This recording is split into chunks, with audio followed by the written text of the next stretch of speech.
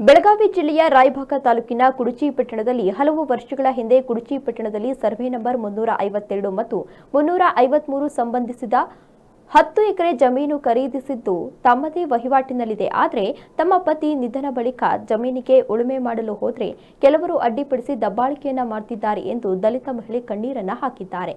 ಕೆಲವು ವರ್ಷಗಳ ಕಾಲ ನ್ಯಾಯಾಲಯದಲ್ಲಿರುವ ಜಮೀನು ವ್ಯಾಜ್ಯವನ್ನ ಬಗೆಹರಿಸಿ 2009ರಲ್ಲಿ ದಲಿತ ಕುಟುಂಬಕ್ಕೆ ಮಾರಾಟವನ್ನ ಮಾಡಿ ಯಾವುದೇ ತಂಟೆ ತಕರಾರು ಇಲ್ಲದೆ ವಹಿವಾಟುವನ್ನು ನಡೆಸ್ತಾ ಇದ್ದಂತಹ ಕುಟುಂಬದ ವಿರುದ್ಧ ಕೆಲವರು ಇಲ್ಲಸಲ್ಲದ ಆರೋಪವನ್ನ ಮಾಡಿ ಅಪಪ್ರಚಾರವನ್ನ ಮಾಡುತ್ತಿದ್ದಾರೆ. ನಮಗೆ ಜಮೀನು ಮಾರಾಟ ಮಾಡಿದವರಿಂದ ಯಾವುದೇ ತಂಟೆ ತಕರಾರು ಇಲ್ಲ, ಇತ್ತ ಜಮೀನು ಕೊಟ್ಟವರು ನಮ್ಮ ಪರವಾಗಿ ಇದ್ದಾರೆ. ಆದರೆ ಕೆಲವೊಂದಷ್ಟು ಜನರು ನಮ್ಮ ವಿರುದ್ಧ ಸುಖಾಸುಮ್ಮನೆ ಅಪಪ್ರಚಾರವನ್ನ ಮಾಡ್ತಾ ಇದ್ದಾರೆ, ನಮಗೆ ತೊಂದರೆಯನ್ನ ಕೊಡ್ತಿದ್ದಾರೆ ಎಂದು ಮಹಿಳೆಯೊಬ್ಬರು ಅಳಲನ್ನ ತೋಡ್ಕೊಂಡಿದ್ದಾರೆ.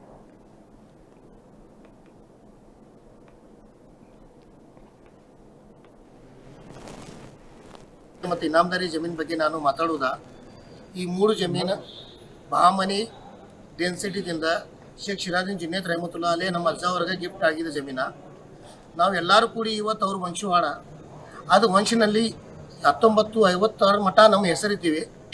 56ರಿಂದ 2009 ಮಠ ನಮ್ಮ 5 ಇನಾಮದಾರ ಎಲ್ಲರೂ ಕೂಡಿ ಅದಕ್ಕೆ ಫೈಟ್ ಮಾಡ್ತಿದ್ವಿ ಗೌರ್ಮೆಂಟಿಂದ. ಆ ಟೈಮ್ಗೆ ನಮ್ಮ ಕಡೆ ದುಡ್ಡಿಲ್ಲಾಗಿದೆ ಮತ್ತು ಎಜುಕೇಷನ್ ಇಲ್ಲಾಗಿತ್ತು. ಅದರ ಸಂದರ್ಭದಲ್ಲಿ ಅದು ಟ್ಯಾಕ್ಸ್ ಪೇ ಮಾಡೋದು ನಮ್ಗೆ ಜ್ಞಾನ ಇಲ್ಲಾಗಿತ್ತು. ಆ ಸಂದರ್ಭದಲ್ಲಿ ಆ ಜಮೀನು ಹೋಗಿ ಗೌರ್ಮೆಂಟ್ನಲ್ಲಿ ಜಮಾ ಆಯ್ತು. ಗೌರ್ಮೆಂಟ್ನಲ್ಲಿ ಜಮಾ ಆದ ನಂತರ ನಾವು ಎಲ್ಲರೂ ಕೂಡಿ ಆ ಜಮೀನು ಮಲ್ಲಿಗೆ ಫೈಟ್ ಮಾಡಬೇಕಂತ 5 ಇನಾಮದಾರ ಭಾಳಷ್ಟು ದುಡ್ಡಿದ್ರು. ಅದಕ್ಕೆ ದುಡ್ಡು ಹಾಕಿ ದುಡ್ಡು ಎಲ್ಲ ಮುಗಿದು ಹೊಲವನ್ನು ಮುಗಿದು ಏನು ಪ್ರಾಕ್ಟೀಸ್ ಮಾಡ್ತಿದ್ರು ಅದು ಪ್ರಾಕ್ಟೀಸನ್ನು ಹೋದು. ಅದಾದ ನಂತರ ರೊಕ್ಕನ ಕಮ್ಮಿ ಆತ್ರಿ. ಅಂಥ ಸಂದರ್ಭದಲ್ಲಿ ಮಧು ದೋಂಡಿಬಾ ಬಾಬರ ಮತ್ತು ಪ್ರಧಾನ ಸಿದ್ದಾರಾಮ ಭಂಡಾರಿ ಅಂತ ದೇವರಂತ ಮಂದಿ ಮುಂದೆ ಬಂದರು. ಅವ್ರ ಕಡೆಯಿಂದ ನಮ್ಮ ಹಿರಿಯರು ಸ್ವಲ್ಪ ಅಮೌಂಟ್ ತೊಗೊಂಡ್ರು. ಆ ಅಮೌಂಟ್ ಬಗ್ಗೆ ಒಂದು ನಾಲ್ಗೆ ಕೊಟ್ಟಿದ್ರು. ಇದು ಜಮೀನು ನಮ್ಮ ಹೆಸರು ಮ್ಯಾಗ ಬಂದರೆ ನಾವು ನಿಮ್ಗೆ 9 ಎಕರೆ 38 ಗುಂಟೆ 9 ಎಕರೆ 38 ಗುಂಟೆ ಇಬ್ಬರು ಮಂದಿ ಖರೀದಿ ಮಾಡಿ ಕೊಡ್ತೀವಿ ಅಂತ. ಅದೇ ರೀತಿ ಅವ್ರು ಖರೀದಿ ಮಾಡಿ ಕೊಟ್ಟರು. ಆ ನಂತರ 5 ಇನಾಮದಾರದ ಹೆಸರು RTCನ್ಯಾಗ ಕಂಟಿನ್ಯೂ ಇತ್ತು. 7-8 ವರ್ಷ ನಂತರ ನಾವು 7 ಇನಾಮದಾರ ಬಂದೀವಿ. ನಮ್ದು ಅವ್ರದ್ದು ಕೋರ್ಟ್ನಾಗ ಫೈಟ್ ನಡೆದಿತ್ತು. ಆ ಟೈಮ್ಗೆ ಕಯ್ಯೂಮ್ ತಾಯನೇ ಪಟ್ಟೈಟತ್ತ 5 ಇನಾಮದಾರ ಮುಖಾಂತರ ಒಬ್ಬರು ಕೋರ್ಟ್ಗೆ ಹೋದ್ರು ಪಾರ್ಟಿಷನ್ ಸೂಟ್ ಹಾಕಿ. ನಂತರ ಇವರ ಕೂಡಿ ಎಲ್ಲರೂ ಕೂಡಿ ಕಾಂಪ್ರಮೈಸ್ ಆದೀವಿ.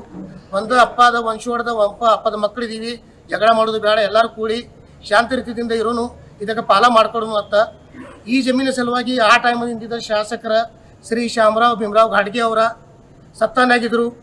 ಈ ಕುರ್ಚಿ ಜನರ ನನಗೆ ಆರಿಸಿ ತಂದಿದ್ದಾರು. ಅವ್ರದ್ದು ನನ್ನ ಮ್ಯಾಗ ಒಂದು ಉಪಕಾರ ಇದೆ. ಅದು ಇಟ್ಕೊಂಡು ನಮ್ಗೆ ಒಳ್ಳೆಯಾಗಿ ಒಂದು ಮಾರ್ಗದರ್ಶನ ಮಾಡಿದರು. ಅವ್ರ ಮಾರ್ಗದರ್ಶನ ನಂತರ ಈ ಜಮೀನು ನಮ್ಗೆ ಬತ್ತು. ನಾವು ಎಲ್ಲರೂ ಕೂಡಿ ಇವತ್ತೂ ಆಗಲಿ ಅವರು ಧನ್ಯವಾದ ಮಾಡ್ತೀವಿ ಮತ್ತು ಅವ್ರದ್ದು ಭಾಳಷ್ಟು ಥ್ಯಾಂಕ್ಸ್ ಮಾಡ್ತೀವಿ. ಈ ಜಮೀನು ನಮಗೆ ಹೊರಗೆ ಗೌರ್ಮೆಂಟಿಂದ ತರ್ಲಕ್ಕ ಅವರು ಭಾಳಷ್ಟು ಹೆಲ್ಪ್ ಮಾಡಿದರು. ಇವತ್ತು ಆ ಮನುಷ್ಯ ಕುರ್ಚಿನಲ್ಲಿ ಇಲ್ಲ, ನಮಗೂ ಗುರ್ತಿಲ್ಲ. ಬೆಳಗಾವಿನಾಗ ಅದಾರ, ಬೆಂಗಳೂರಿನಾಗ ಅದಾರು. ನಿನ್ನೆ ಒಂದು ಸುದ್ದಿ ಬತ್ತು, ಸಾಹೇಬ್ರ ಬಂದ ಇಲ್ಲೇ ಕಬ್ಜೆ ಮಾಡ್ತದಾತ. ಇದು ಎಲ್ಲ ಸುಳ್ಳ. ಸಾಹೇಬ್ರ ಕುರ್ಚಿನಲ್ಲಿ ಇಲ್ಲ. ಈ ಜಮೀನು ನಾವು ಕೊಟ್ಟಿದ್ರೆ ಈ ಬಾಯಿಯವರ ಗಂಡವರಿಗೆ, ಸಾಹೇಬ್ರ ಇದು ಜಮೀನು ನಾವು ಕೊಟ್ಟಿದ್ರೆ ದಲಿತರು. ನಾವು ರಿಪೇರಿ ಮಾಡಕ್ಕೆ ಹೋಗಿದ್ದೀವಿ.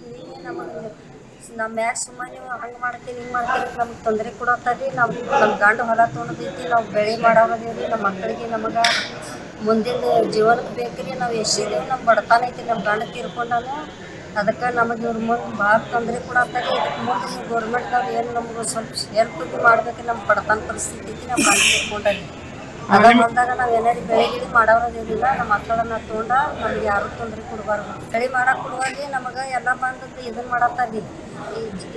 ಇದನ್ನ GCP ಯಾಕೆ ಹಚ್ಚೀರಿ, ಇದನ್ನ ಯಾಕೆ ಮಾಡಲ್ಲ, ಸ್ವಚ್ಛ ಯಾಕೆ ಮಾಡಿಸತ್ತಾರೆ ಅಂತ ಬಂದು ಎಲ್ಲರೂ ಬಂದ ನಮ್ಗೆ ತೊಂದರೆ